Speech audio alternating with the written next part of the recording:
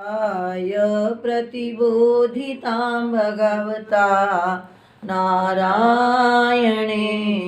स्वयं व्यासेन ग्रथितां पुराणमुनिना मध्ये महाभारतम् अद्वैतामृतवर्षिणीं भगवती अष्टादशाध्यायिनी मम्ब त्वामनुसन्दधामि भगवद्गीते भवद्वेषिणी। बोलो श्री कृष्ण भगवान की जय। गीता माता की जय। श्री सद्गुरुदेव महाराज की जय। श्री श्री श्लोक है द्वितीय अध्याय का 64 श्लोक। ऊपर वाली पंक्ति देखो। सर्वानर्थस्य मूलम उक्तम, सभी अनर्थों का मूल कह दिया गया। क्या था मूल? विषय अभिध्यानम, विषयों का चिंतन। जो 62 श्लोक में कह आए हैं, ध्यायतो विषयान पुंसः।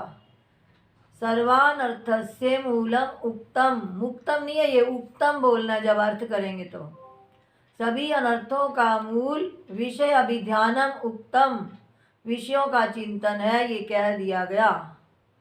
अथ इसके अनंतर इदानीम अब मोक्ष कारणम इदम उच्यते, मोक्ष का कारण क्या है, मोक्ष कैसे प्राप्त होता है वह कहते हैं। और अर्जुन के चतुर्थ प्रश्न का उत्तर कि स्थित प्रज्ञ पुरुष किस प्रकार चलता है, यानी चलने का मतलब विषयों में विचरता किस प्रकार है, व्यवहार कैसे करता है, उसका उत्तर अब कहा जा रहा है। राग द्वेष वियुक्तैस्तु विषयान् इंद्रियैश्चरन् आत्मवश्यैर्विधेयात्मा प्रसादमधिगच्छति। राग द्वेष वियुक्तैस्तु विषयान् इंद्रियैश्चरन् आत्मवश्यैर्विधेयात्मा प्रसादमधिगच्छति। राग द्वेष वियुक्तै, राग और द्वेष से रहित हुआ। विषयान इंद्रियैश्चरन्, इंद्रियों के द्वारा। विषयांचरण, विषयों में विचरण करता हुआ, यानी इंद्रियों के द्वारा विषयों को ग्रहण करता हुआ। पर इंद्रियां कैसी?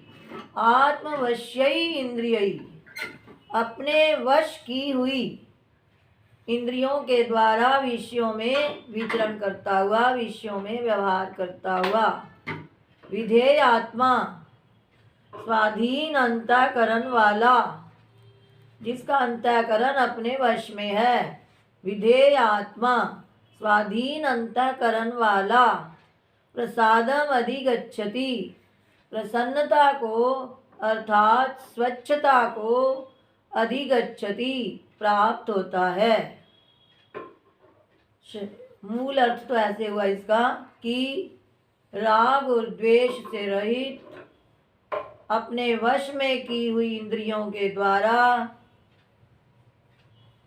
स्वाधीन अंतःकरण वाला, मन को भी अपने वश में जिसने किया हुआ है, इस प्रकार विषयों में विचरण करता हुआ प्रसादम अधिगच्छति। प्रसाद का अर्थ प्रसन्नता भी होता है, स्वच्छता भी होता है। यहाँ अंतःकरण की स्वच्छता को प्राप्त होता है।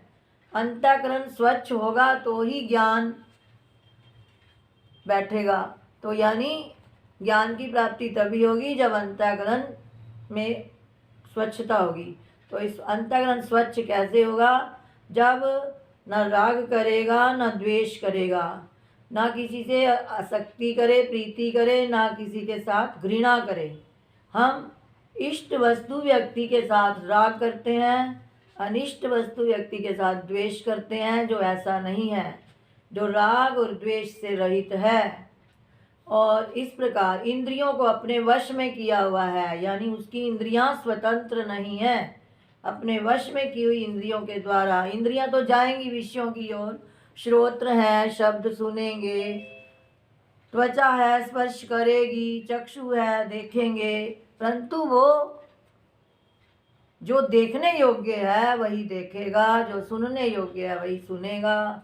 यानी परमार्थ के अनुकूल विषयों को ग्रहण करता हुआ प्रतिकूल विषयों की ओर से मुख मोड़ता हुआ स्वाधीन अंतःकरण वाला, जिसने अपने मन को वश में कर लिया है, ऐसा पुरुष प्रसादम अधिगच्छति, अंतःकरण की प्रसन्नता को, स्वच्छता को अधिगच्छति, प्राप्त करता है।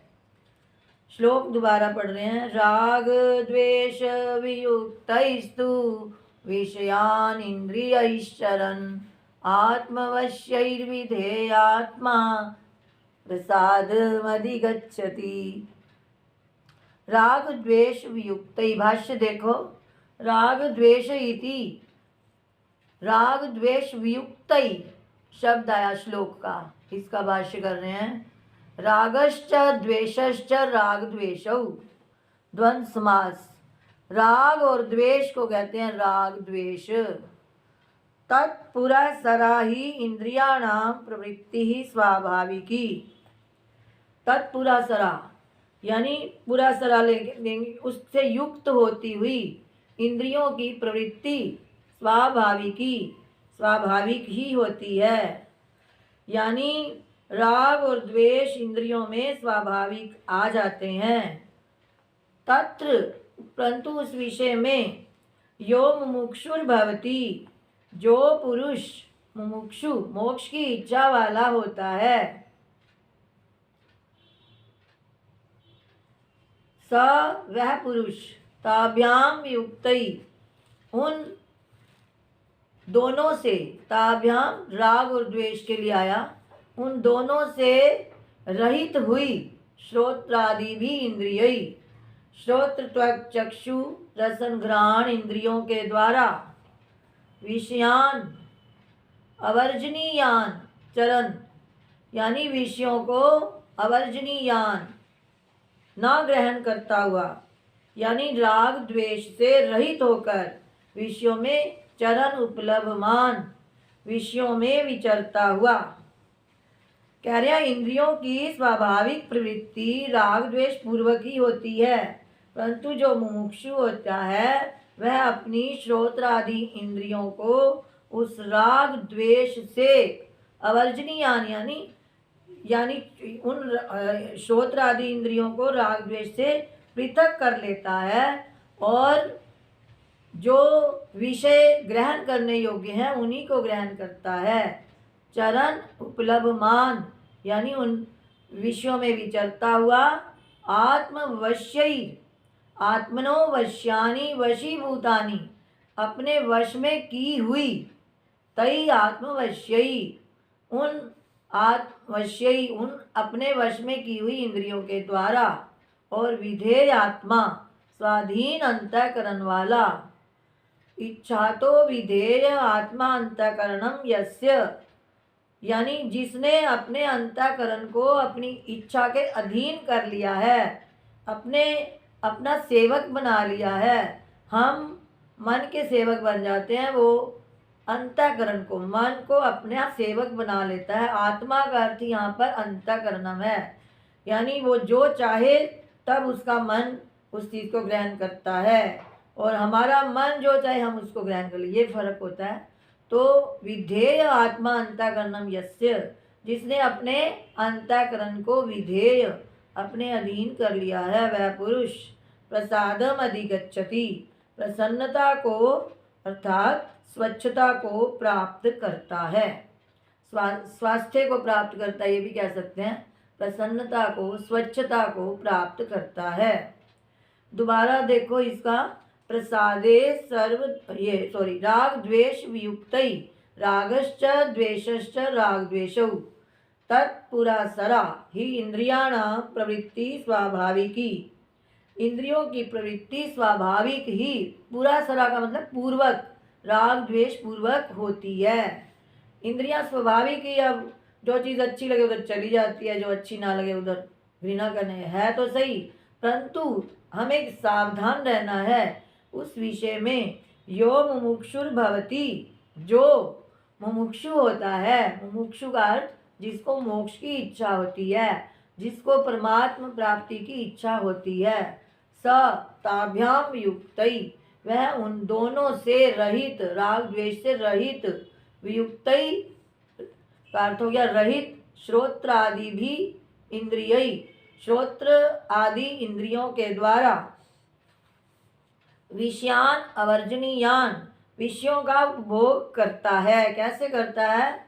चरण उपलभमान, उनमें विचरता हुआ, आत्मवश्यैर, आत्मनो वश्यानि वशीभूतानि, अपने वश में की हुई, तई आत्मवश्यैर, उन उसी को कहते हैं आत्मवश्यई, श्लोक का शब्द है ये। तो यानी अपने वश में की हुई इंद्रियों के द्वारा विषयों में विचरता है। विधेय आत्मा इच्छा तो विधेय आत्मा अंतःकरणम यस्य, जो अपने मन को स्वाधीन बना लेता है अपनी इच्छा के अनुसार, यानी आत्म अनुकूल, आत्म इच्छा तो का मतलब यानी वो परमार्थ के अनुकूल अपने अंतःकरण को बना लेता है, अंतःकरण को अपना सेवक बना लेता है। जो पुरुष जिसका अंतःकरण सेवक बन गया है, यस्य जिसका, सोयम वह पुरुष, प्रसादम अधिगच्छति, प्रसन्नता को, स्वच्छता को प्राप्त करता है।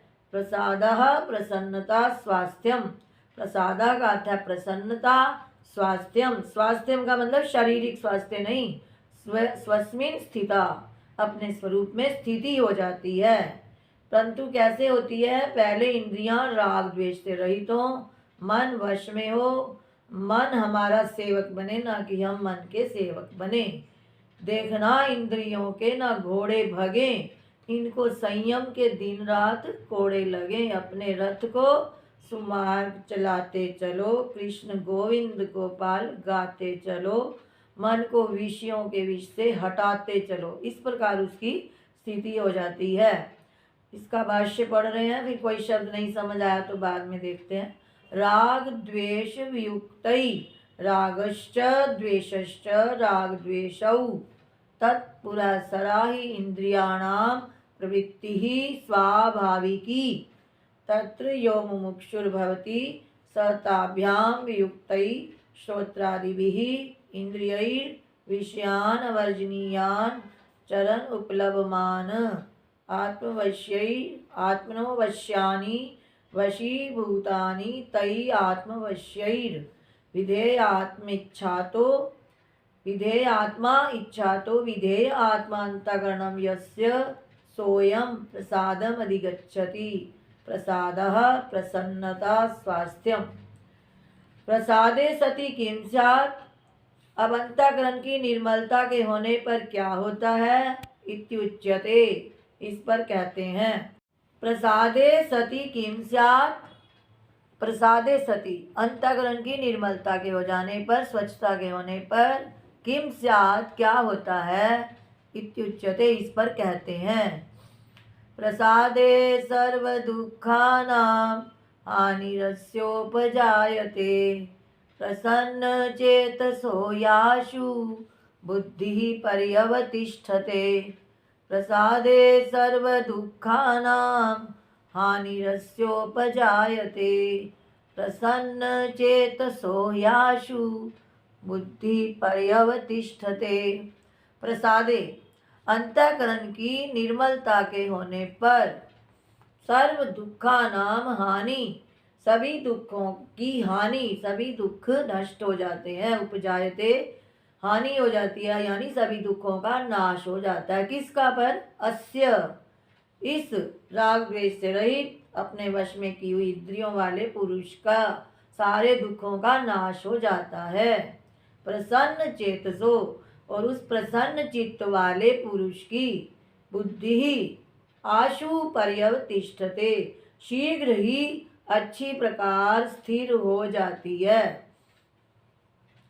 प्रसादे का अर्थ लेना निर्मलता के होने पर, अंतःकरण की निर्मलता के होने पर, अस्य सर्व दुःखानां हानि उपजायते, इसके संपूर्ण दुखों का अभाव हो जाता है।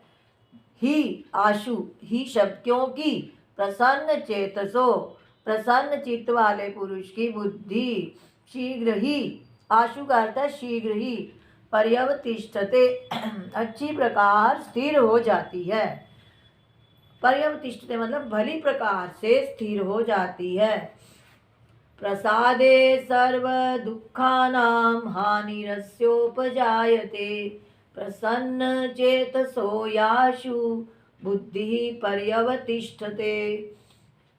प्रसादे इति, भाष्य पढ़ रहे हैं, साथ साथ अर्थ कर रहे हैं। प्रसादे अंतःकरण की निर्मलता के होने पर, सर्व दुखानाम एक दुख नहीं, सर्व दुख सभी दुखों का, आपको सबको पता ही है 3 प्रकार के दुख सबको लगे हैं। आध्यात्मिक आदि नाम, आध्यात्मिक आदि भौतिक आदि दैविक सभी दुखों का, हानि विनाशो, हानि का अर्थ है विनाश, अस्य यते है इस प्रयत्नशील साधक के सभी दुखों का हानि उपजायते नाश हो जाता है।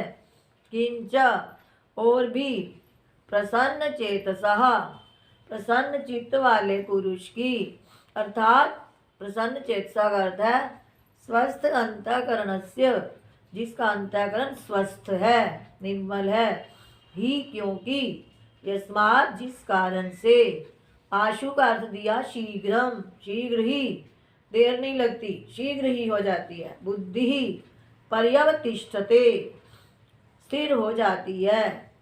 आकाशम इव परिसमन्तात् अवतिष्ठते यानी आकाश के समान निर्मल निर्लेपता से युक्त अवतिष्ठते हो जाती है। आत्मस्वरूपेण इव निश्चली भवति अपने स्वरूप में ही निश्चल हो जाती है, स्थिर हो जाती है। एवं इस प्रकार प्रसन्न चेतसो अवस्थित बुद्धे, प्रसन्न चित्त यानी स्थिर बुद्धि वाले पुरुष की कृतकृत्यता, उसमें कृतकृत्यता आ जाती है। यतः क्योंकि, क्योंकि स्थिर बुद्धि वाले, प्रसन्न चित्त वाले, निर्मल चित्त वाले पुरुष की स्थिर बुद्धि में कृतकृत्यता आ जाती है। तस्मात् इसलिए, राग द्वेष वियुक्त इंद्रिय, राग द्वेष से रहित इंद्रियों के द्वारा, शास्त्र अविरुद्धेषु अवर्जनीयेषु, शास्त्र से विरुद्ध ना जाएं जो इंद्रियां, यानी शास्त्र के अनुकूल, अवर्जनीयेषु यानी उन विषयों में जो शास्त्र के अनुकूल हैं, अविरुद्धेषु अवर्जनीयेषु, युक्तः समाचरेत युक्त होकर, समाहित चित्त होकर, शास्त्र से अविरुद्ध विषयों में सेवन करे, समाचरेत व्यवहार करे, विचरण करे। यानी ज्ञानी पुरुष का ये नहीं कह रहे कि वो खाता नहीं, पीता नहीं, देखता नहीं, जो शास्त्र के अनुकूल आहार व्यवहार हो वैसा करे। युक्ता समाचरित समाहित चित्त, संयम चित्त होकर, समाचरित विचरण करे या उन विषयों का सेवन करे। इसका अर्थ भी दोबारा कर रहे हैं। प्रसादे अंतःकरण की निर्मलता के होने पर, सर्व दुखा नाम आध्यात्मिक आदि नाम सभी आध्यात्मिक आदि भौतिक आदि दैविक दुखों का, हानि विनाशो विनाश, अस्य यते इस प्रयत्नशील पुरुष का, इस प्रयत्नशील पुरुष के सभी दुखों का नाश, उपजायते हो जाता है। किंच और भी, प्रसन्न चेतसः स्वस्थ अंतःकरणस्य ही, यस्मात् स्वस्थ अंतःकरण वाले पुरुष का, क्योंकि, यस्मात् जिस कारण से, आशु शीघ्रम शीघ्र ही, परमार्थ साधन में लगे हुए साधक की बुद्धि शीघ्र ही पर्यवतिष्ठते चारों ओर से स्थित हो जाती है, सब ओर से स्थिर हो जाती है। आकाशमिव परिसमन्तात् अवतिष्ठते जैसे आकाश की तरह निर्मल स्वच्छ निर्लेप हो जाती है, अवतिष्ठते स्थिर हो जाती है। आत्मस्वरूपेणैव निश्चली भवति आत्मस्वरूप में ही निश्चल हो जाती है, यानी उसको हर समय अपने आप का ही भान रहता है, उसकी बुद्धि शरीर में नहीं जाती। एवं इस प्रकार प्रसन्न चेतसो अवस्थित बुद्धे, निर्मल चित्त वाले स्थिर बुद्धि वाले पुरुष की कृतकृत्यता यस्मात्, जिस कारण से कृतकृत्यता हो जाती है, यानी करने योग्य को वो कर चुका होता है, कृतकृत्यता। तस्मात् यतः क्योंकि हो गया ना, तस्मात् इसलिए राग द्वेष वियुक्त, बीच में यथा शब्द उसको पहले ले लो, यथा कृतकृत्यता, क्योंकि उसकी कृतकृत्यता हो जाती है। प्रसन्न चित्त वाले पुरुष की बुद्धि शीघ्र स्थिर हुई तो कृतकृत्यता हो गई, यानी करने योग्य को उसने कर लिया। अब इसलिए भगवान सावधान कर रहे हैं सबको ही, इसलिए क्या करना चाहिए, तस्मात् राग द्वेष वियुक्त, राग और द्वेष से रहित इंद्रियों के द्वारा, यानी शास्त्र अविरुद्धेषु, शास्त्र के विरुद्ध जो नहीं है ऐसे विषय, शास्त्र के अनुकूल, अवर्जनीयेषु का अर्थ भी वही हो जाएगा, शास्त्र के अनुकूल शास्त्र अविरुद्ध विषयों में ही युक्ता समाचरित, समाहित चित्त होकर, संयम चित्त होकर, समाचरित सेवन करे, विषयों में विचरे, इति वाक्यार्थ, यह इस वाक्य का अर्थ हुआ। भाष्य देखो, प्रसादे सर्व दुखानाम आध्यात्मिक आदीनाम हानिर्विनाशो अस्य यते उपजायते, किंच प्रसन्न चेतसः स्वस्थान्तकरणस्य यस्माद् आशु शीघ्रं बुद्धिः पर्यवतिष्ठते, आकाशमिव परिसमन्तात् अवतिष्ठते, आत्मस्वरूपेणैव निश्चलीभवति इत्यर्थः। एवं प्रसन्न चेतसो अवस्थित बुद्धेः कृतकृत्यता यतः, तस्मात् राग द्वेष वियुक्तै इंद्रियै शास्त्र अविरुद्धेषु अवर्जनीयेषु युक्तः समाचरेत् इति वाक्यार्थः।